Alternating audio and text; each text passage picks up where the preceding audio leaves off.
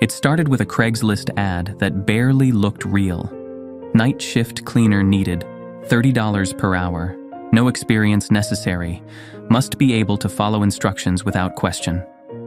I'd seen my fair share of scams online. This one smelled like a pyramid scheme, or worse, but the pay was too good to ignore.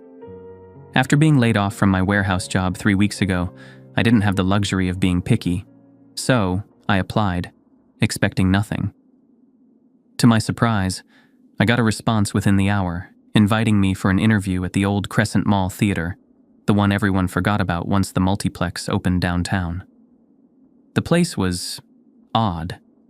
There were no flashing posters of new releases, no glossy banners hanging from the ceiling.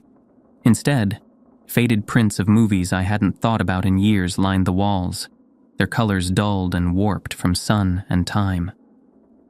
The theater smelled like waxed floors and dust, but underneath that was something else, like burnt sugar left too long on the stove. The man waiting for me in the lobby introduced himself as Mr. Alden. He wore a crisp, outdated uniform, pressed white shirt, navy vest, silver name tag etched with the word manager. His hair was neatly combed, not a strand out of place. His smile didn't reach his eyes. "Sean, was it?" I nodded, my throat dry. "You don't have any prior theater experience?" "No, sir, but I'm a fast learner." He gave me a look like that answer was irrelevant. This job isn't about learning, it's about following. If you can follow rules, you'll do fine. He handed me a laminated sheet, thick plastic, cornered and worn. The title at the top read, "Rules for Night Staff." The list was short, only 7 items. I skimmed it quickly. Do not enter Theater 6 after midnight, no matter what you hear inside. If Theater 2 is already unlocked when you begin your shift, lock it immediately and do not look inside.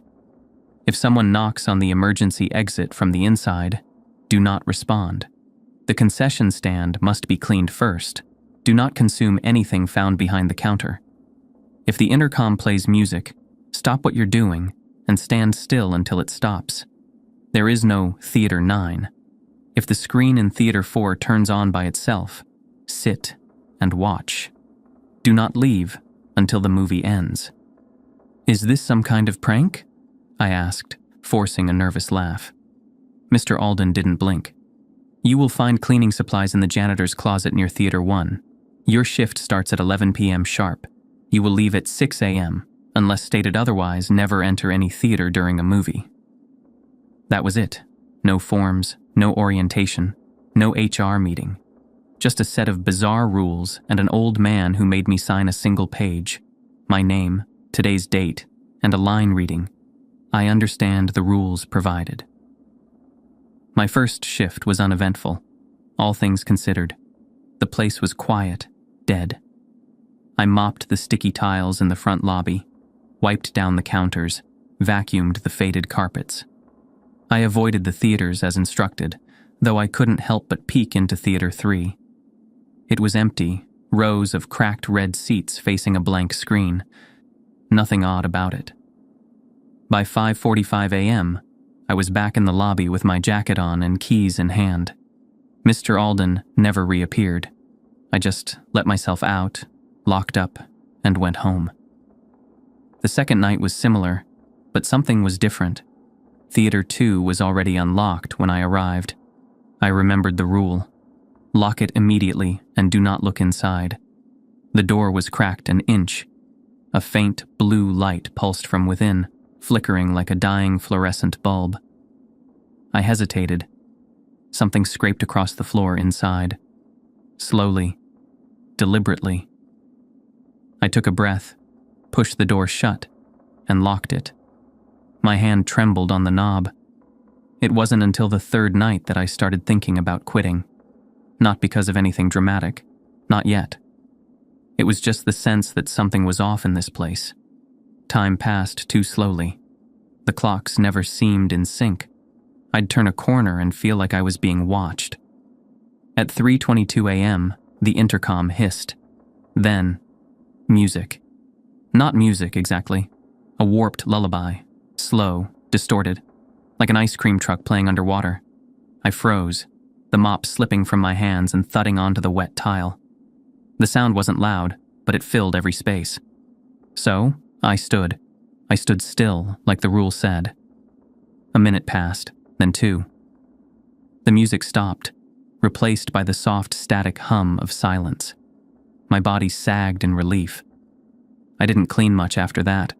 By the end of my first week, I had seen enough to know that the rules were not suggestions. They were lifelines. That was the night I heard the knocking. I was taking out the trash, heading toward the back corridor where the emergency exit was. No one was supposed to be in the building. I had checked every room twice. And then it came. 1 knock, then 2, then 3. I froze in place, heart jackhammering.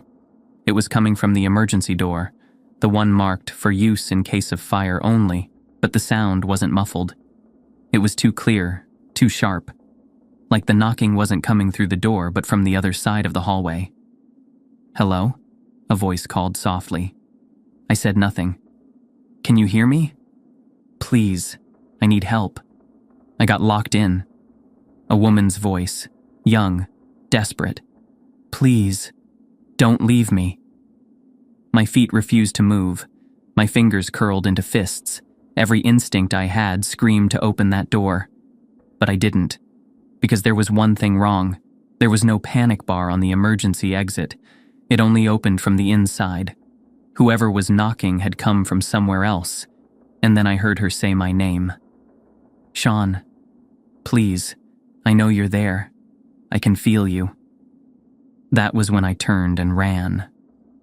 The next day, Mr. Alden left me a note, folded on the janitor cart, handwritten in careful cursive. "Good. You listened. Not everyone does. You're doing fine.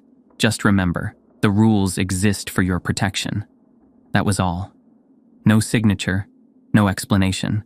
Just confirmation that yes, the knocking was real. Yes, I had been tested.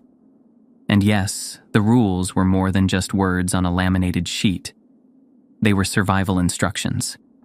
By the time my second week started, I knew the theater wasn't just old and forgotten. It was something else entirely. A place caught between pages of reality, hidden in plain sight. It operated on rules not just strange, but sacred. Guidelines etched into the very walls. Breaking them wasn't a fireable offense. It was a death sentence. And yet, I stayed. I'd love to tell you it was bravery, but that'd be a lie. It was rent. It was gas. It was the last $63 in my bank account, and a credit card already breathing fire. Whatever this job was, whatever rules it came with, I needed it more than I feared it. At least, I thought I did. The second week was when I met Harper. I came in early that night, expecting the usual empty theater. But the lobby wasn't quiet. Someone was sitting on the snack bar counter, legs swinging idly, wearing a red Crescent Theater hoodie that looked 2 sizes too big. Her hair was a mess, auburn curls frizzed and tangled, as if she'd just stepped out of a wind tunnel. She didn't look like she belonged here, and yet, there she was. "You must be the new guy," she said, her voice casual like we were meeting at a coffee shop and not in the dead silence of a cursed theater. "Sean?" I said, confused. "And you are?" "Harper. I work here too, on and off. Mostly off. How come I haven't seen you before?" She grinned. "Because I only come when I have to, when the rules change." That phrase landed in my stomach like cold soup. "What do you mean they change? You think the list is permanent?" Harper slid off the counter and walked toward me. "No, Sean.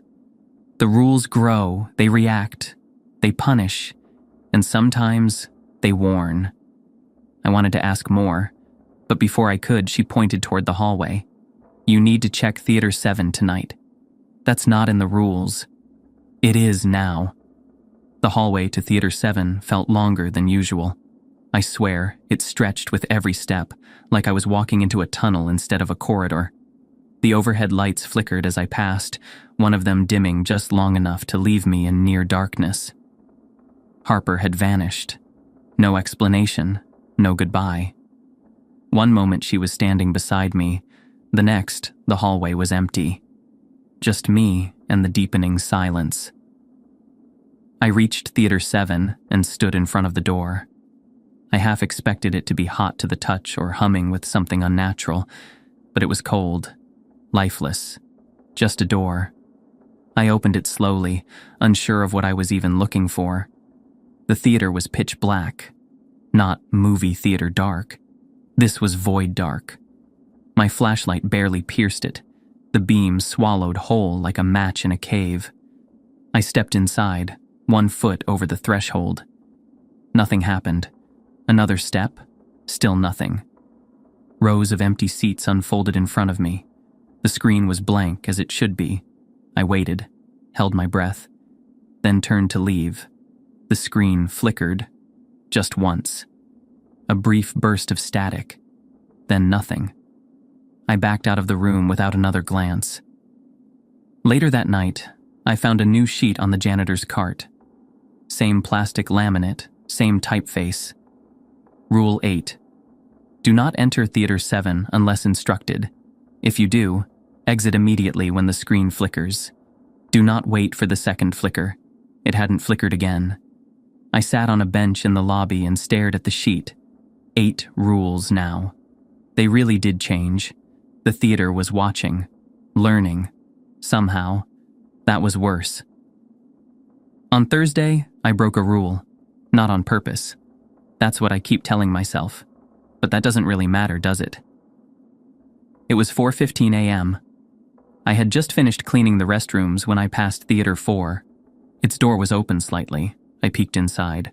The screen was on. A grainy, sepia-toned film played on loop. A man sat at a table in a small gray kitchen. He wasn't doing anything, just sitting, staring straight ahead, occasionally blinking. The audio was nothing but soft static. I froze. Rule 7. If the screen in Theater 4 turns on by itself, sit and watch. Do not leave until the movie ends. My feet moved before my brain caught up. I walked into the room and found a seat, right in the middle. The door shut softly behind me. The man on the screen didn't move. Time passed. 5 minutes. 10. Nothing happened. Then the man on screen turned his head. Not toward anything in the kitchen, but toward me. It wasn't a glitch. It wasn't some film technique. His eyes found mine through the grain and noise. I felt the pressure of his stare deep in my spine. He smiled, and then he stood. I don't remember much after that. My vision blurred, my limbs locked up. I couldn't move, couldn't blink. It felt like he was stepping out of the screen, closer with every frame. When I woke up, I was in the lobby. The sun was rising. My phone was dead. My shoes were missing. A note was taped to the counter. You left too early. Do it properly next time. There was a single bullet point below it. Rule 9. If the figure on the screen stands, do not look away. Do not close your eyes. Do not move. By the weekend, I had stopped trying to rationalize things. I didn't Google the theater. Didn't ask Mr. Alden for clarification. I didn't even tell my roommate, who probably thought I worked for a janitorial service or maybe as a night guard for an empty office building. Some truths weren't safe to say out loud. Harper showed up again on Saturday. This time she was sitting cross-legged on the floor in Theater 5.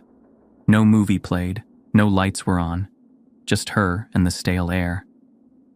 You watched it, didn't you? She asked, not looking at me. I didn't finish it. She nodded. Then it's going to keep showing up.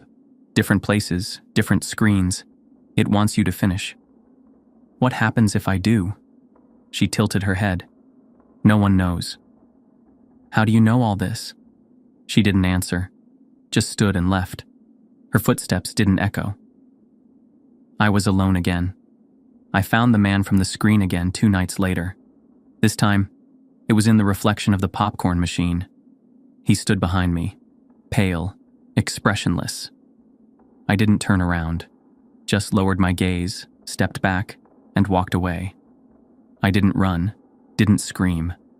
I just followed the rule I hadn't seen written yet but somehow understood instinctively.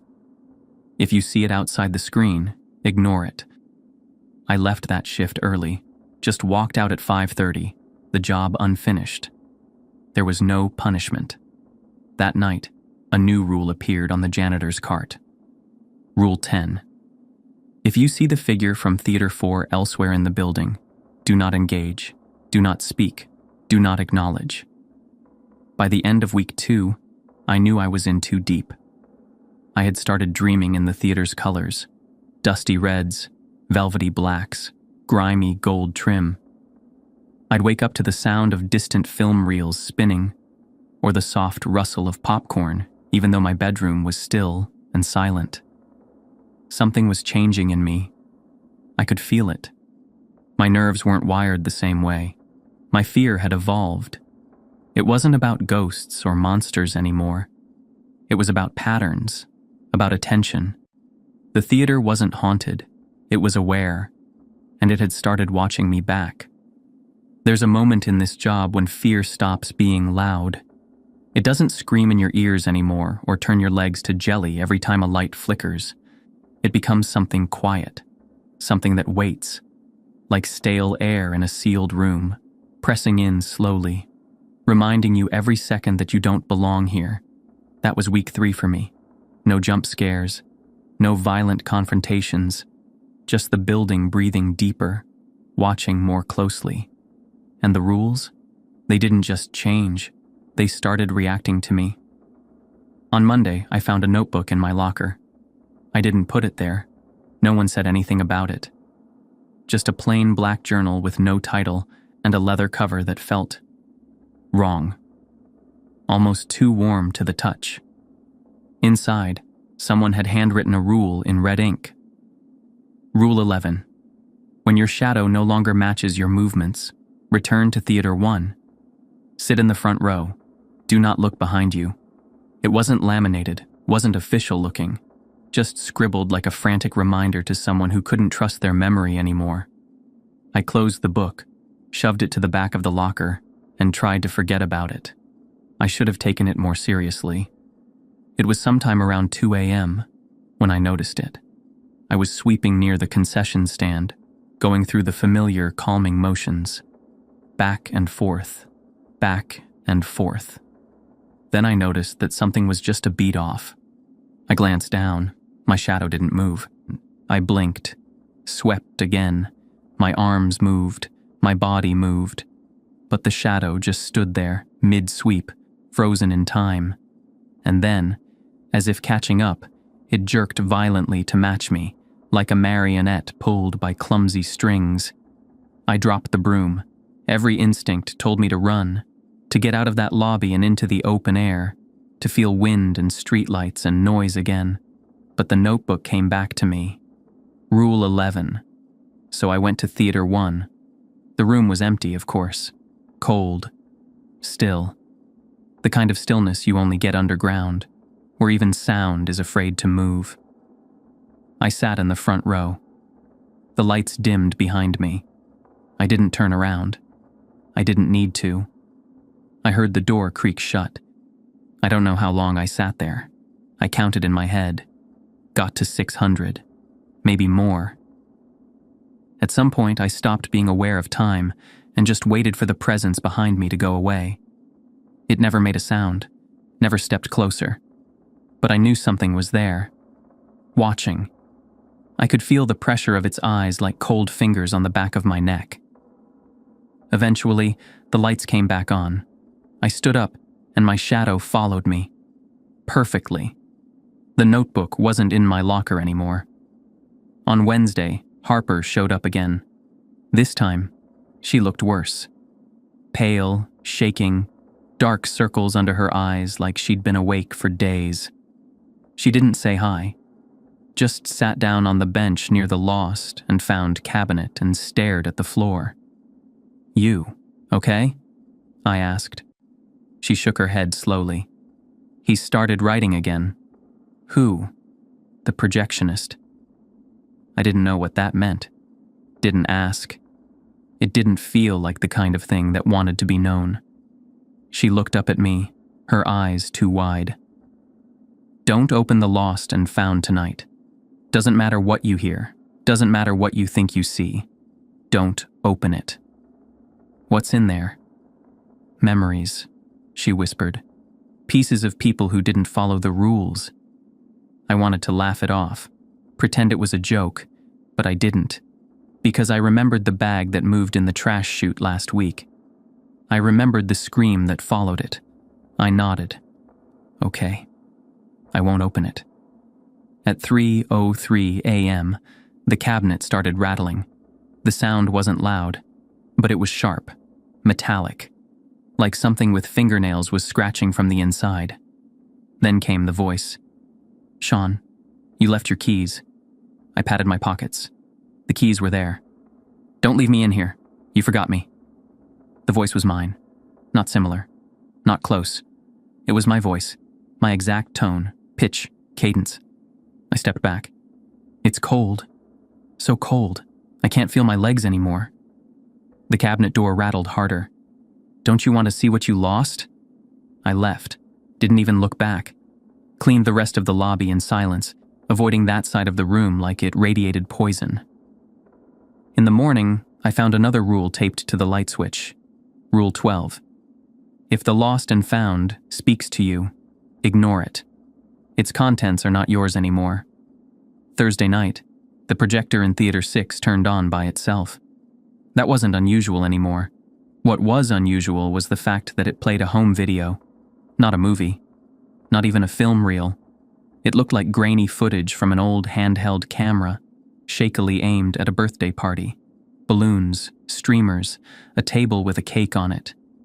A little boy blowing out candles while people clapped and cheered off-screen. The boy looked familiar. It was me. I stood in the back of the theater, frozen in place. The footage panned around the room, catching glimpses of my childhood home, my parents, my sister, all laughing, alive, untouched by the years that would come. Then the image glitched, just for a second.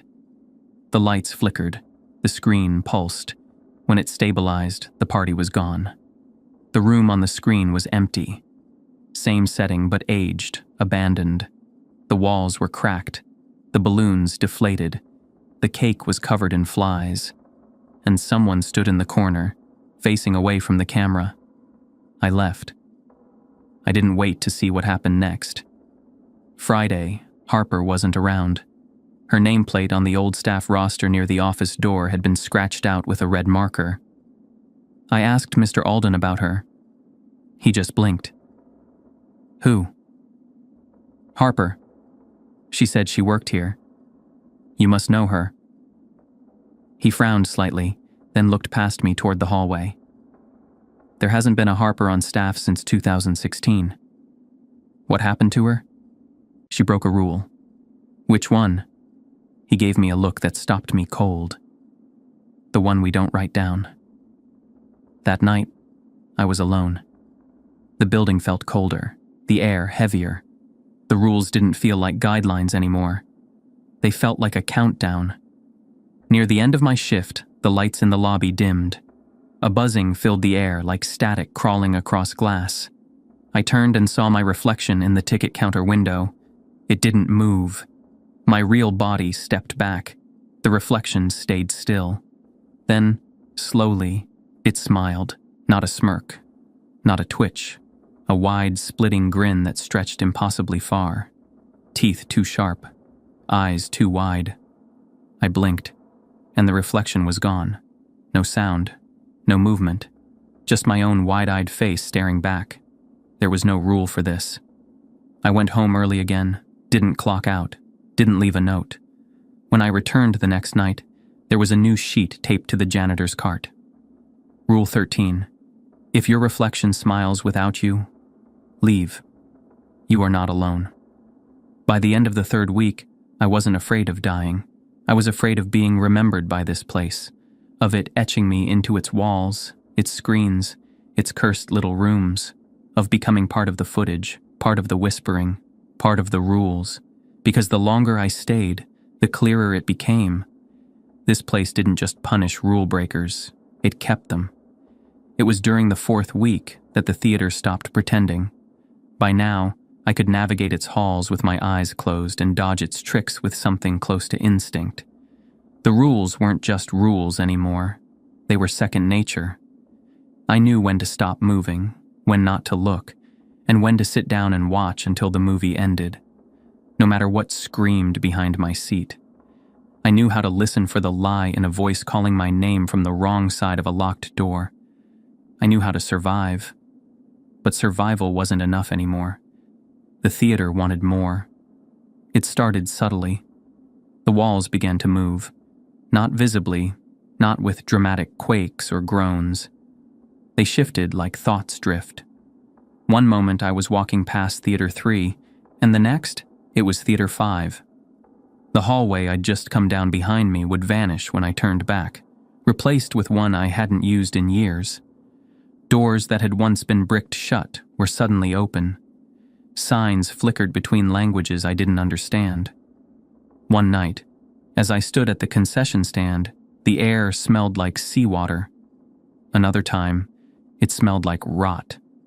And once, I swear the popcorn machine was full of teeth. The notebook returned.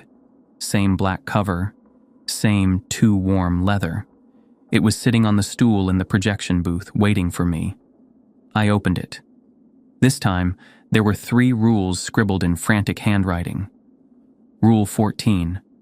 If the marquee outside displays a movie you recognize from your dreams, do not enter that theater. Rule 15. If the projector in Theater 1 plays footage from the future, do not tell anyone what you saw. Rule 16. If you see yourself inside the building while you are still inside the building, leave immediately. One of you is not supposed to be there. I tried to tell Mr. Alden about the walls moving. He just nodded slowly. It does that sometimes, he said.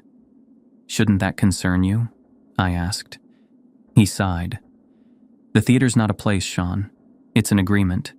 We break it more often than we realize. With whom? I asked. He didn't answer. He turned back to the old film reels he kept stacked behind his desk. Friday night, I broke Rule 14. It wasn't intentional. I didn't even notice it until I was already inside. Theater 8's door had been open, and music drifted out. Soft piano. The kind that made you feel like you were falling asleep under a weighted blanket. I stepped in without thinking. On the screen was my apartment. Not just any view of it, the exact angle I saw every morning when I opened my eyes. The bed, the fan that clicked because I never tightened it, the poster on the wall with the faded corner. Someone was lying in the bed. It was me. I turned to leave. The door was gone. There was just wall. I backed away from the screen, breath shallow, heart pounding. On the screen, the figure in the bed stirred. It reached for the nightstand, picked up a phone, and answered it. There was no ring, no call, but it nodded as if listening. Then it turned to face the screen. It smiled. I blinked, and the lights went out. I woke up in Theater 3, alone, no movie, no sound. I checked my phone. 6 missed calls, all from my own number. Saturday night, Mr. Alden wasn't in his office. The light was on, but the room was empty. His desk was clear, the drawer with the rules was open and empty. His coat was gone. No note, no sign of struggle, just absence. I checked the building from top to bottom, from the projection booth to storage, through Theaters 1 through 8. He wasn't there, but Theater 9 was. You remember Rule 6, right? There is no Theater 9. Yet, at the end of the east hallway, where a broom closet used to be, a new door had appeared, large, black. The number 9 was painted on it in white. The paint was fresh, wet. I didn't touch it, just stood there, staring. Behind the door, something breathed, long, slow, and deliberate. I returned to the lobby. Harper was there. I hadn't seen her in over a week. She looked tired, hollow. You found it, she said. Theater 9? She nodded. It wasn't supposed to open yet. "Where is Mr. Alden?" She looked toward the hallway. "He made a deal." "What kind of deal?" She didn't answer. Instead, she handed me a film reel. The metal canister was old, rusted at the edges. "Play this in Theater 5, midnight. Don't stop it, don't leave. When it ends, you'll know what to do." I opened my mouth to argue, but she was already gone. Midnight came too fast. I stood in the projection booth of Theater 5, fingers trembling as I loaded the reel. The machine groaned to life. The film caught. The screen flickered. It was surveillance footage. Grainy, black and white. The theater lobby, empty and still. Then a figure entered the frame. Me, not from last week, not from earlier that night. Me, in the moment, walking past the camera that didn't exist. The film jumped to another view. The break room. Me again, sitting at the table eating from a plastic container. Another jump. The booth. Me, standing at the projector, watching the film. I looked up and saw myself watching myself. I backed away from the machine. The air in the booth thickened, buzzing with static electricity.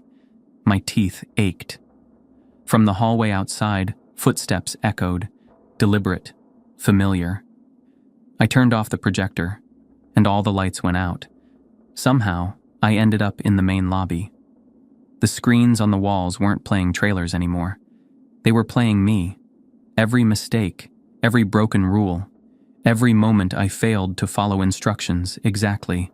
I saw myself looking into the lost and found. I saw my eyes close during the Theater 4 screening. I saw the instant my shadow had lagged behind. Then I saw Mr. Alden. He stood in Theater 9, hands raised, a figure in black looming over him. Not a person, not quite. More like a hole in reality given shape. Its face was an old film reel spinning too fast to track. He said something. The film had no sound. Then the screen went black. Underneath the screen, text appeared. Rule 17. If Theater 9 opens, a manager must be given. I heard someone crying. I followed the sound to the hallway. Harper was crouched against the wall, her head in her hands. "It wanted him," she whispered. "He thought giving himself would close the door again, but it never wanted just him. What does it want?" She looked up at me, tears streaking her face. "It wants an audience." That night I dreamed of rows of seats filled with people who didn't move, eyes wide, faces blank, all watching me. I stood on a stage with no script, no lines, just a spotlight that burned too hot. Behind me, a door opened. The number 9 was painted on it in blood. I woke up screaming. The notebook was on my pillow. Only one rule this time. Rule 18. There must always be a performance. I didn't go to work that night, didn't check in, didn't call, just sat in my apartment, every light on, phone clutched in my hand. At 12 a.m., my TV turned on. No remote, no signal, just static. Then my face, then the theater, then Theater 9, waiting. I didn't go to the theater for 3 nights. Each time the clock hit midnight, something happened. My TV would turn on, static, then a single frame of Theater 9. Always the door, never open, never shut, just waiting.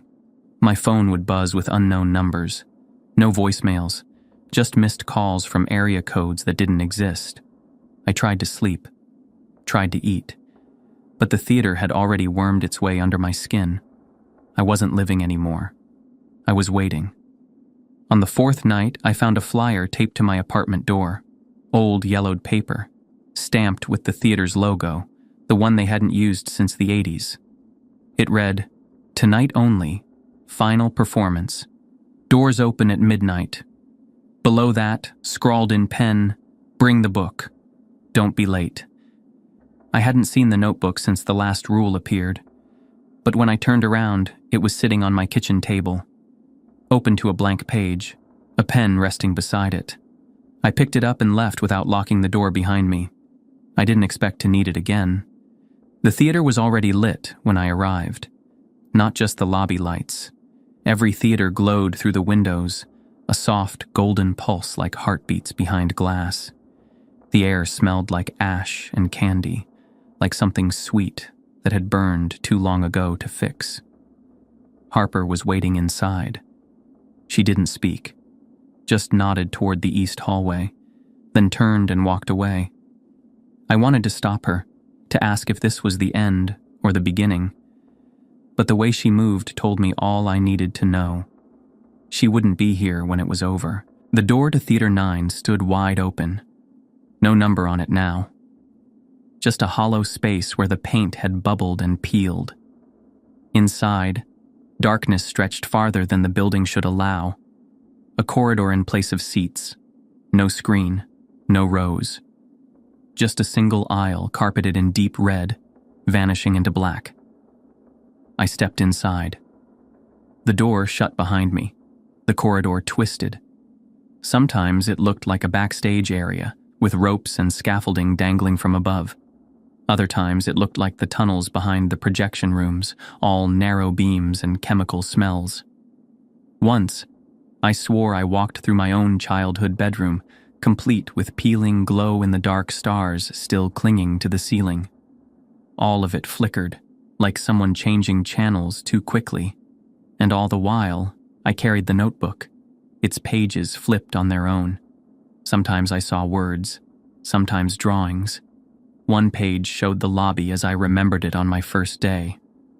Another showed the same room, years later, overgrown with vines and rot. On another page, there was only a sentence. You are both the actor and the stage. Eventually, the corridor opened up into a massive auditorium, bigger than it should be, bigger than any building in this town had room for. Seats stretched into the dark like an ocean of red velvet, and every one of them was filled. I couldn't make out their faces, only silhouettes, still, silent, watching. The stage lights flickered on. At the center stood Mr. Alden. He looked tired, older than before. His eyes were sunken, his hands trembling, but he smiled when he saw me, something sad and proud all at once. You came, he said. I didn't have a choice. None of us do, he agreed. He held out his hand. I gave him the notebook. He flipped to the last page. Then, carefully, he handed me the pen. Write the last rule. I looked down. The page was blank. My hand shook. What do I write? Mr. Alden stepped back into the shadows. What you've learned. What must come next. This is your theater now. I wanted to scream at him, to demand answers, but there was no use. The crowd was waiting. I bent down. The pen felt heavy. I wrote, Rule 19. When the curtain rises, you must perform, even if you don't remember the lines. As soon as the pen lifted from the page, the stage lights flared blindingly. The notebook burst into flame in my hands, curling into ash between my fingers. The crowd clapped. Not wildly, just once, in perfect, unified rhythm. And then, the curtain rose. What followed is hard to describe. It wasn't acting. Not really. It was memory. It was moments I hadn't known I'd forgotten. Childhood fears, teenage mistakes. Every moment I broke a promise. Every time I told a lie. All of it played out on the stage. Me, dressed in costumes I never wore, saying lines I never memorized, but knowing exactly what came next. It wasn't a story. It was a confession. The audience never moved. They just watched. Eyes locked. Breaths held. And as I reached the end, standing alone under a pale white spotlight, I understood. This was my audition, not to leave, to stay. When the lights went down, the silence pressed in like a weight. Then the clapping began, one by one, slow, deliberate, like raindrops before a flood. The figures stood and applauded, their hands never quite touching, the sound not quite real. Mr. Alden stepped onto the stage beside me. He looked at the crowd, then at me. They accept. Accept what? You, as the new manager. I shook my head. didn't agree to this. I didn't volunteer. He placed a hand on my shoulder. You performed. You wrote the rule. That was the agreement. The stage creaked beneath us. The audience began to dissolve, their forms melting into static, drifting upward into the rafters like smoke. Mr. Alden began to fade too. What happens now? I asked. Now, he said, you watch the doors. You follow the rules, and you write the new ones. Wait, I don't know what I'm doing. He smiled. You didn't know then, either. Then he was gone. I woke up in the office, Mr. Alden's desk, his chair, the old clock ticking steadily behind me. The keys were in my pocket. The first shift started in an hour. The janitor cart was freshly stocked. On the desk sat a new notebook. Black.